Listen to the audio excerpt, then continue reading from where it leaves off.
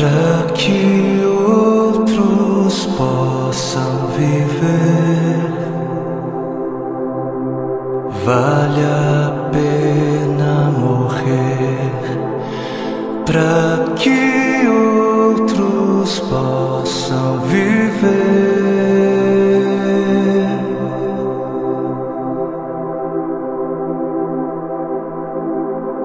Para que outros possam sorrir. Vale a pena chorar para que outros possam viver.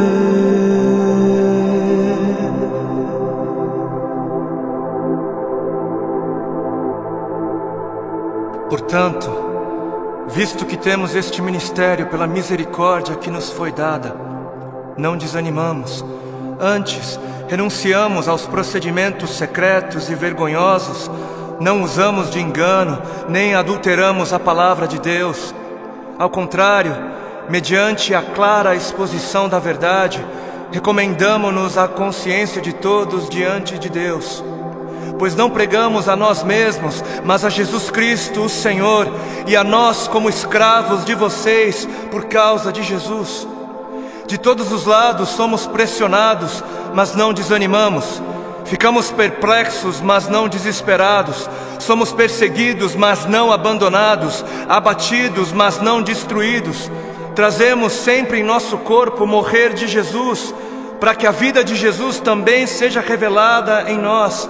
Pois nós que estamos vivos, somos sempre entregues à morte por amor a Jesus, para que a sua vida também se manifeste em nosso corpo, de modo que em nós atua a morte, mas em vocês a vida. Por isso não desanimamos, embora exteriormente estejamos a desgastar-nos, interiormente estamos sendo renovados dia após dia, pois os nossos sofrimentos leves e momentâneos estão produzindo para nós uma glória eterna que pesa mais do que todos eles. Assim, fixamos os olhos não naquilo que se vê, mas no que não se vê, pois o que se vê é transitório, é passageiro, mas o que não se vê é eterno. Para que outros possam viver, vale a pena morrer.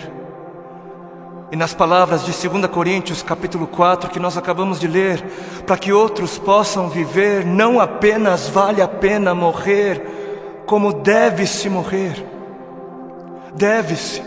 Para que outros possam viver, deve-se. É necessário morrer. É necessário morrer para que haja vida, trazendo sempre em nosso corpo o morrer de Jesus, para que a vida de Jesus também seja revelada em nosso corpo. Pois nós que estamos vivos, somos sempre entregues à morte por amor a Jesus, para que a sua vida também se manifeste em nós, de modo que em nós atua a morte, para que em vocês, para que em outros atue a vida. Assim como a semente que não morre não germina, assim como a semente que não morre é incapaz de gerar frutos, aquele que não morre é incapaz de gerar vida, é incapaz. Não fosse o sangue do Cordeiro, não fosse o sangue de todos os mártires que vieram antes de nós, não fossem aqueles que vivem como se não pertencessem a este mundo, não seríamos conhecedores das boas novas da vida, não seríamos. Mas se as coisas são assim, se isso é verdade, se isso reflete a realidade, se o Senhor teve toda a intenção de dizer exatamente o que Ele disse,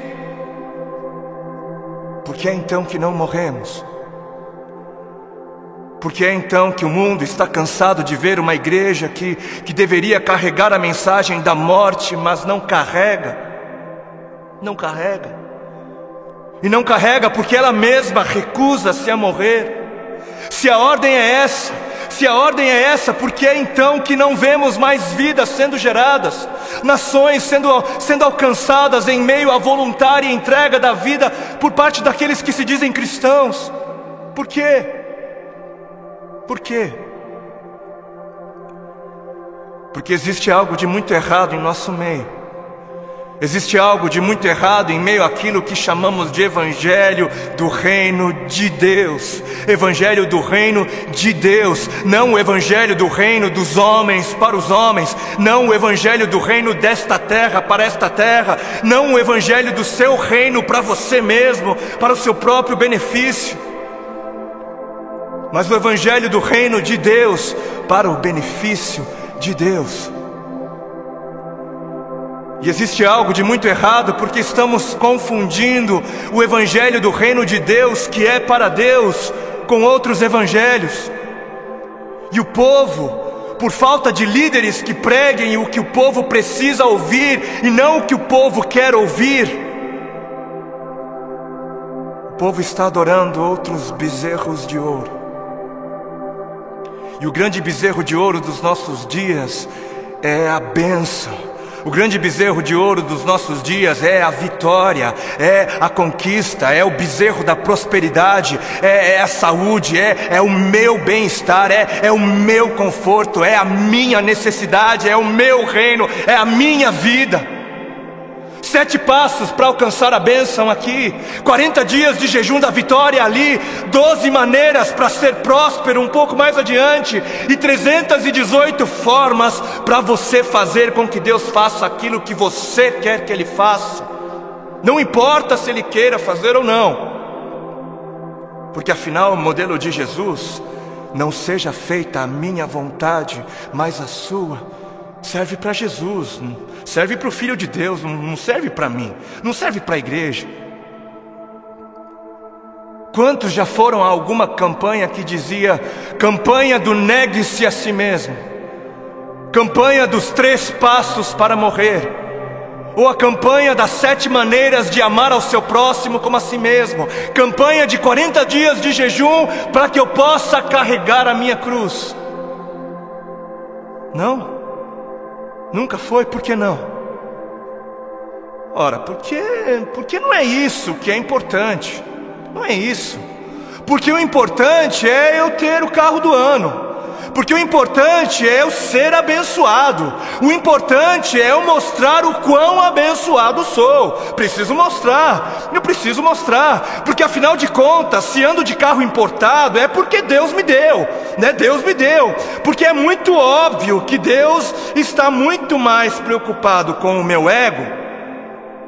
Eu sou tão espiritual e abençoado que é muito óbvio para mim, e é muito óbvio só para mim, que Deus está mais preocupado em colocar dinheiro nas minhas mãos para que eu possa comprar coisas caras e tolas, do que está preocupado em colocar recursos sob os meus cuidados para que eu possa de alguma maneira aliviar a dor dos aflitos.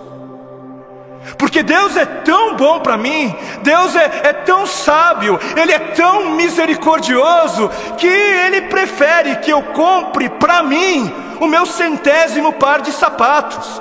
Ele prefere, Ele prefere que eu faça isso mais do que prefere que eu compre algumas marmitas para dar de comer às crianças de rua. Porque o importante é eu encher o meu celeiro até onde der. O importante é o meu reino, é a minha justiça. Eu trabalhei, eu suei. Não foi Deus quem me deu, não foi Deus quem me abençoou, não foi eu quem ganhei. É justo, eu trabalhei, é meu. Porque o importante é eu viver como se não houvesse morte. E Deus que me livre de pensar em morte. Coisa negativa não é de Deus. O importante é eu viver como se não houvesse morte, para que quando a minha hora chegar, eu venha morrer como alguém que nunca quis viver. Porque está escrito na palavra de Deus em Marcos, no capítulo 8, e Mateus 16.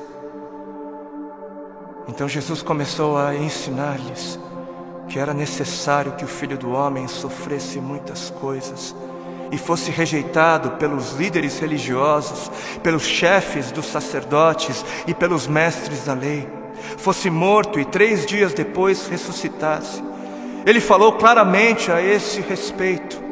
Então Pedro, chamando-o à parte, começou a repreendê-lo. Vejam como desde o início a igreja se escandalizou com a mensagem da morte. Jesus, porém, voltou-se, olhou para os seus discípulos e repreendeu Pedro, dizendo: arreda, Satanás, você não pensa nas coisas de Deus, mas nas coisas dos homens. Você não está de olho no reino de Deus, mas está de olho no reino dos homens. Então ele chamou a multidão e os discípulos e disse: se alguém quer vir após mim, negue-se a si mesmo, tome a sua cruz e siga-me. Se quiser, se alguém quiser. Porquanto quem quiser salvar a sua vida, perdê-la-á, mas quem perder a vida por minha causa, achá-la-á. Pois o que aproveitará o homem se ganhar o mundo inteiro e perder a sua alma? Ou o que dará o homem em troca da sua alma? Porque o Filho do Homem, o Filho de Deus, há de vir na glória de seu Pai. Ele há de voltar com os seus anjos, e então retribuirá a cada um conforme as suas obras.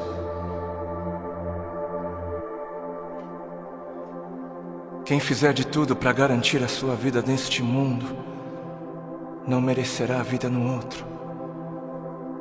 E quem fizer de tudo para garantir a sua vida no outro mundo, perderá a sua vida neste. Perderá o controle da sua vida neste mundo. Quem viver de olho nos tesouros deste mundo, receberá somente aquilo que este mundo é capaz de dar. Mas quem viver com os olhos fixos no tesouro eterno, este receberá, este haverá de receber aquilo que a eternidade tem para dar. Entendam algo. Sabem por que existem religiosos fanáticos que se matam, que se suicidam, que dão as suas vidas para serem destruídas? Sabem por quê? Porque eles estão pensando na eternidade, eles estão de olho na eternidade. E sabe por que você se recusa a negar-se a si mesmo e entregar o controle da sua vida a Deus? Porque você está pensando demais nesta vida. E mais, sabem por que é que estes fanáticos acabam dando as suas vidas? Porque eles passaram a vida toda, a vida inteira, ouvindo de seus mestres que morrer é algo valioso. Eles passaram a vida toda ouvindo de seus mestres que morrer é algo bom, é algo nobre, é algo honroso, que morrer gera vida. Gera vida. Mas e a igreja? Mas onde está a igreja? Onde está a voz profética? Onde estão os que pregam a verdade? Onde estão os que pregam morram? Onde estão os mestres de Deus a gritarem morram? Morram, para viver morram, por amor a Cristo morram, por amar a Deus acima de tudo morram. Onde estão?